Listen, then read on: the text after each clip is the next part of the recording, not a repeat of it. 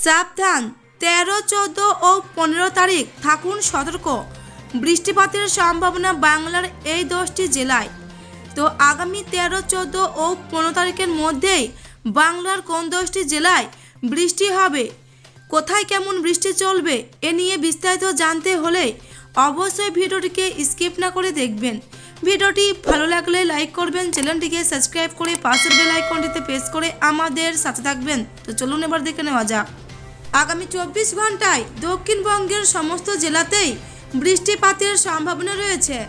পশ্চিমী ঝঞ্ঝার কারণেই হাওয়ার গতিপথের পরিবর্তন আর সেই সাথে আসা বঙ্গোপসাগর থেকে জলীয় বাষ্পপূর্ণ হাওয়া, এই দুইয়ের প্রভাবেই এই বৃষ্টিপাত প্রভাব বেশি পড়বে পশ্চিমী জেলাগুলিতে, যেমন ঝাড়গ্রাম, পশ্চিম মেদিনীপুর, পুরুলিয়া, বাঁকুড়া, পূর্ব পশ্চিম বর্ধমান, বীরভূম, মুর্শিদাবাদ। এই জেলাগুলিতে 48 ঘন্টায় মাঝারি বৃষ্টিপাতের সম্ভাবনা রয়েছে এবং দক্ষিণবঙ্গের অন্যান্য জেলাগুলিতে হালকা বৃষ্টিপাতের সম্ভাবনা রয়েছে 48 ঘন্টায় এবং পশ্চিমের জেলাগুলোর 2-1 জায়গায় বজ্র বিদ্যুৎ সহ শিলাবৃষ্টির সম্ভাবনা রয়েছে।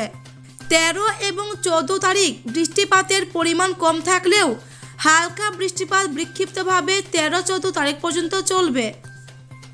15 তারিখ থেকে শুষ্ক আবহাওয়া থাকবে, তবে 15 তারিখ আংশিক মেঘলা আকাশ থাকবে এবং তারপর থেকে আকাশ পরিষ্কার হয়ে যাবে।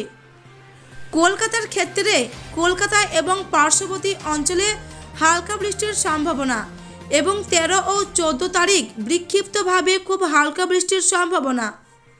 উত্তরবঙ্গের ক্ষেত্রে 48 ঘন্টায় সব জেলাতে বৃষ্টিপাতের সম্ভাবনা থাকছে।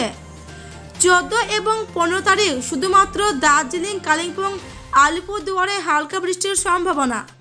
ডিসেম্বরের বৃষ্টিতে বসানো আলু পচে গিয়েছিল, ফের নতুন করে চাষ করেছিলেন অনেকেই। বৃষ্টিতে সেই আলু গাছ ফের নষ্ট হয়ে যাবার আশঙ্কা তৈরি হয়েছে। পূর্ব বর্ধমান জেলায় 72,000 হেক্টর জমিতে আলু চাষ হয়। এবার প্রথম দফায় আলু চাষ নষ্ট হয়ে যাওয়ায় চাষ কমেছে। কৃষি দপ্তরের সূত্রে জানা গিয়েছে, জেলায় এবার 62,000 হেক্টর জমিতে আলু চাষ হয়েছে।